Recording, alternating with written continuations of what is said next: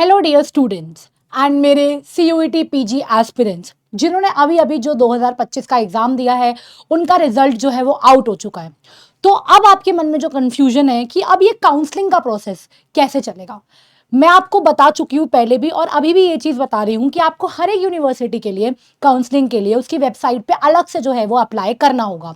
तो आज जो मैं आपको, क्योंकि बहुत सारे बच्चों का जो होता है वो टारगेट होता है कि मैम हमें दिल्ली यूनिवर्सिटी में जाना है अपने डिजायर्ड कोर्स में और प्रोग्राम में, तो आज मैं आपको बताने वाली हूं कि दिल्ली यूनिवर्सिटी में 2025 में अगर आपको एडमिशन लेना है तो उसका प्रोसेस क्या होगा। तो आप लोग जो है वो अपना स्कोर कार्ड जो वो डाउनलोड करके रख लो, आपका जो एप्लीकेशन फॉर्म था जो अब आपने CUET का एग्जाम भरा था वो डाउनलोड करके रख लो, एंड बाकी जो स्टेप बाय स्टेप प्रोसेस होने वाला है वो मैं आपको समझा रही हूं अभी। अच्छा, मेरे पास जो है वो PDF है 2024-25 का, तो ऑलमोस्ट जो है वो सेम ही रहता है, तो उसके अकॉर्डिंगली जो है हम लोग वो डिस्कस करते हैं, राइट। तो ये हमारा 2024-25 का जो है वो है, और जो इंपॉर्टेंट पॉइंट्स है जो आपको पता होने चाहिए वो मैंने इसके अंदर हाईलाइट कर दिए हैं। तो एक बार देखते हैं स्टेप बाय स्टेप जो है वो मैं समझाने की आपको कोशिश करती हूँ कि आपको कैसे जो है इसके अंदर एडमिशन मिलेगा, राइट। चलिए, तो जो जो इंपॉर्टेंट चीज ही है इस PDF में से वो हम लोग डिस्कस करेंगे एक बार। चलिए, तो सबसे पहले ये देखिए, allocation cum admission to all PG programme of UAD for the academic session, ये 2024-25 का है। किसके थ्रू होगा? आपका CSAS के थ्रू होगा, यानी कि आपका कॉमन सीट एलोकेशन सिस्टम जो है उसके थ्रू होगा। आप जो है जब आप जो एडमिशन की वेबसाइट पे जाएंगे DU की, उसके अंदर आपको लिंक दिया जाएगा, एंड CACS की जो 2025 का जो पोर्टल है वो बहुत जल्द खुल जाएगा। पिछली बार तो रिजल्ट के एक हफ्ते के अंदर DU ने खोल दिया था उस पोर्टल को, तो आपका 2-3 दिन आने वाले मैक्सिमम एक वीक के अंदर आपका वो पोर्टल खुल जाएगा। वहां पर जो है आपको रजिस्ट्रेशन करना होगा, बेसिक आपकी डिटेल्स भरनी होंगी, राइट। एंड जो आपका फीस रहेगी उसको भरने की, वो पिछली बार तो थी आपकी 250 UR OBC एंड EWS के लिए, and 100 rupees for SC ST PWD। तो लगभग इसकी इतनी ही फीस आपकी जो इस साल है वो रहेगी। तो फर्स्ट स्टेप आपका क्या होगा? फर्स्ट स्टेप आपका होगा कि आप जाएंगे इस पोर्टल पे CSAS को, और इसके अंदर आप क्या करेंगे? रजिस्ट्रेशन करेंगे अपना, ठीक है। एंड उसके बाद क्या करना होगा आपको, उसको भी हम लोग डिस्कस कर लेते हैं। ये आपसे फीस मांगी जाएगी, वो भी आपको भरनी है। वो ये कह रहा है कि the candidates must satisfy the eligibility criteria. जो एलिजिबिलिटी क्राइटेरिया है आपका कि आपके इतने % मार्क्स जो हैं वो होने चाहिए ग्रेजुएशन के अंदर, राइट। अलग अलग कैटेगरीज का अलग अलग क्राइटेरिया है, तो वो आप फुलफिल कर रहे होंगे तो आप एलिजिबल हो जाएंगे। एंड आपको CUET PG 2025 में अप्लाई होना जरूरी है, इसमें साफ लिखा हुआ है, राइट। चलिए, ये कुछ कंडीशंस थी। अब बढ़ते हैं आगे। ये देखिए क्या लिखा गया है। तो आपके पास आपका CUET PG का जो एप्लीकेशन नंबर है वो रेडी होना चाहिए आपके पास। तो आपने एप्लीकेशन अपनी डाउनलोड की होगी, वहां से एप्लीकेशन नंबर आपके पास होना चाहिए, मैंडेटरी है इस पोर्टल पे रजिस्टर करने के लिए। आपके पास आपका CUET का जो स्कोर कार्ड है 2025 का, वो भी जो है वो आपके पास होना चाहिए रजिस्ट्रेशन करने के लिए। ये इंपॉर्टेंट है। जब रजिस्ट्रेशन लिंक खुल जाएगा, अभी आगे आने वाले कुछ टाइम के अंदर खुल जाएगा, तो आपको जो है क्या क्या चीजें चाहिए होंगी रजिस्ट्रेशन के लिए, ये देखिए, यही सब मैं चीजें आपके साथ डिस्कस करने आई हूं। बेसिक डिटेल्स पहले वो आपसे पूछी जाएगी, पेरेंट्स का नाम, आप किस कैटेगरी में है, जेंडर क्या है, ईमेल आईडी क्या है, मोबाइल नंबर, आपकी बैंक की डिटेल्स, क्योंकि आपको पेमेंट करनी है। और ये जो अगर आपने एक बार सबमिट कर दिया तो ये डिटेल्स आप चेंज नहीं कर सकते, तो इसको जो है आप अच्छे से भरिएगा, ठीक है। अगर आपके पास कोई SC ST कैटेगरी है, PWD कैटेगरी है, EWS कैटेगरी है, तो उसका भी जो है आपको सर्टिफिकेट डालना होगा, अपलोड करना होगा। तो अपने सारे डॉक्यूमेंट्स जो है वो रेडी रखिए। कौन कौन से डॉक्यूमेंट्स चाहिए उस पर भी मैं डिस्कस कर लूंगी अभी आपके साथ, राइट। तो एक बार ही देखते हैं। सबसे पहले आपसे बेसिक डिटेल पूछी जाएगी, उसके बाद देखते हैं आपसे क्या पूछा जाएगा। बेसिक डिटेल्स आपकी पूछी जाने के बाद ये देखिए, ठीक है।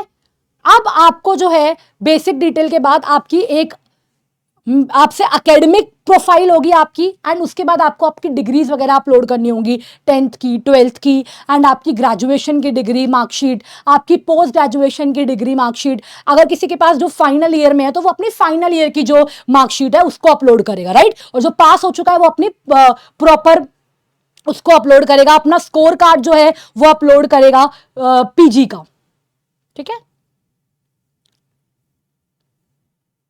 तो एक बार समझ लेते हैं स्टेप्स को, क्या क्या थे। नंबर 1, आपको CAS, ठीक है, इसके 2025 के पोर्टल पे क्या करना है, रजिस्टर करना है। ठीक है, रजिस्टर करने के लिए आपको आपका CUET 2025 का एप्लीकेशन नंबर पता होना चाहिए। तो आपने डाउनलोड किया होगा, स्कोर कार्ड भी डाउनलोड करके रख लो, ये पीजी की बात कर रही हूं मैं। ठीक है, इसके बाद रजिस्टर करने के बाद आप इसके अंदर क्या करेंगे, अपनी बेसिक डिटेल्स भरेंगे। ठीक है, एंड इसके बाद आप लोग अपना जो भी मार्कशीट वगैरह डॉक्यूमेंट्स डालेंगे। ठीक है, इसके बाद आप लोग अपने डॉक्यूमेंट्स डालेंगे, जो बेसिक रजिस्ट्रेशन होता है वो आप इसके अंदर जो है वो करेंगे। ये देखिए क्या क्या चाहिए होगा आपको। ठीक है, माइग्रेशन सर्टिफिकेट, और भी आपका जो आपको जैसे कि मान लो आप इस यूनिवर्सिटी में, दिल्ली यूनिवर्सिटी से पढ़े हो तो आपको माइग्रेशन की जरूरत नहीं पड़ती है, लेकिन अगर आप दूसरी यूनिवर्सिटी से पढ़े हो, ठीक है, issued by latest as per the selected for each program। ठीक है, इसके अंदर साफ लिखा हुआ है candidates have to separate a migration certificate undertaking of migration certificate by the last institute of Delhi university. Okay, तो आप जहां से भी पढ़े हुए हो लास्ट दिल्ली यूनिवर्सिटी से या कहीं से भी, तो आपको एक माइग्रेशन सर्टिफिकेट चाहिए होगा, वो माइग्रेशन सर्टिफिकेट भी आपको अपलोड करना है। तो ये सब चीजें आप अपनी रेडी रखिए, राइट। एंड उसके बाद जो है आपको अगर बाई चांस मान लो फाइनल ईयर में हो तो आपको प्रॉपर टाइम दिया जाएगा। ठीक है, पिछली बार 31 अक्टूबर तक का टाइम दिया गया था आपको सबमिट कराने के लिए, तो उसकी टेंशन आप मत लो, क्योंकि जिसका डिक्लेयर नहीं हुआ रिजल्ट की वो बच्चा ना डरे कि मैम हम कैसे जो है उसमें एनरोल कर सकते हैं। तो आप भी कर सकते हैं, एंड आपको जो टाइम दिया जाएगा बाद में अपना सबमिट कराने के लिए, राइट। तो ये सारे फॉर्म आप सबमिट कर देंगे। उसके बाद देखिए बच्चों, उसके बाद जो आपकी चीज है वो ये है कि अब क्या होगा, जब आपने रजिस्ट्रेशन कर दिया, फीस भर दी और अपनी सारे डॉक्यूमेंट्स वगैरह अपलोड कर दिए, आपने अपना स्कोर कार्ड अपलोड कर दिया, उसके बाद जो है वो DU जो है वो कट ऑफ निकालेगा। ठीक है, कट ऑफ निकालेगा, आपको लॉगिन करके देखना होगा कि आपको सीट एलोकेट हुई है या नहीं हुई है। अगर आपको सीट एलोकेट हुई है तो वेल एंड गुड, आप वहां जाइए अपने डॉक्यूमेंट्स लेके, वो फिजिकली भी आपके डॉक्यूमेंट्स को वेरीफाई करेंगे एंड आप कॉलेज की फीस भरेंगे तो आपका क्या हो जाएगा, एडमिशन पक्का हो जाएगा, राइट। लेकिन एक चीज मैं आपको बताना चाहती हूं, जो इसके अंदर एक नई चीज मुझे पता चली है, ठीक है, वो ये है, मैं आपको बताती हूं एक चीज और। ठीक है, इसमें एक ऑप्शन आपके पास आ रहा है,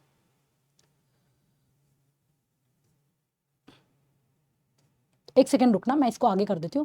हाँ जी, ये ऑप्शन आपके पास है, एक अपग्रेड और फ्रीज का ऑप्शन। ये क्या चीज है, इसका मतलब ये है कि अगर आप अपलोड का ऑप्शन, अगर आप लोग अपग्रेड का ऑप्शन चूज करते हैं, राइट, अगर आप अपग्रेड का ऑप्शन चूज करते हैं, तो जैसे कि मान लो कि आपने पॉलिटिकल साइंस में एडमिशन लेना है दिल्ली यूनिवर्सिटी में, और आपके पास ये कॉलेजेस हैं, आप अपनी प्रायोरिटी भर दोगे कि मुझे नंबर 1 पे ये कॉलेज चाहिए, नंबर 2 पे ये, नंबर 3 पे ये, नंबर 4 पे, नंबर 5 पे, एंड सो ऑन, तो आप भर दोगे। अगर आप अपग्रेड का ऑप्शन चूज करते हो, तो अगर आपने अपग्रेड का ऑप्शन चूज किया एंड मान लो कि आपको आपकी 10th प्रायोरिटी मिल गई, फॉर एग्जाम्पल जो आपने प्रेफरेंस में 10 नंबर पे भरा था वो आपको प्रायोरिटी मिल गई। अगर आपने अपग्रेड का ऑप्शन भरा है एंड कल को सीट्स वगैरह खाली हुई और आपको आपका दूसरा तीसरा नंबर खाली हुआ या पहला नंबर भी खाली हुआ, तो आप अपग्रेड करके उस कॉलेज में जा सकते हो।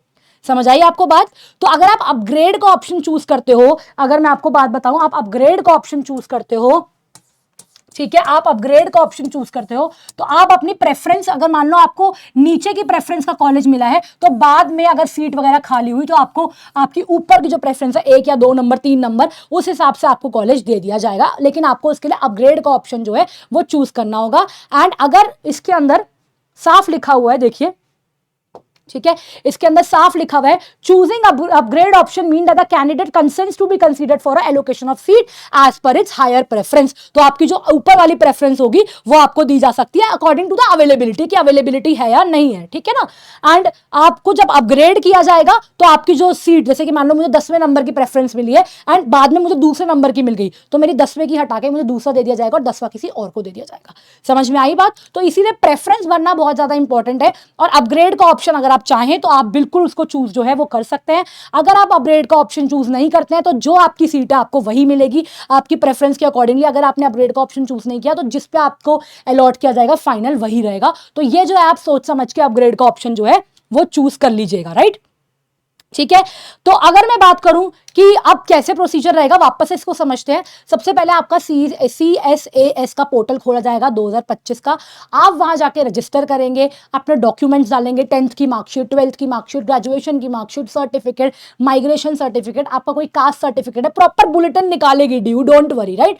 तो वहां जाके आप रजिस्टर करोगे, अपना एप्लीकेशन जो है आपका CUET PG का वो रेडी रखना, अपना स्कोर कार्ड रेडी रखना। तो प्रॉपरली आप लोगों ने जब ये कर लिया तो उसके बाद क्या होगा, उसके बाद आप लोगों को राउंड्स में कट ऑफ निकलेगी, आपको सीट आप अपना लॉगिन करके देखोगे कि कट ऑफ निकल गई, आपके नाम के आगे लिखा हुआ होगा आपको ये जो कॉलेज है वो मिल चुका है। ठीक है।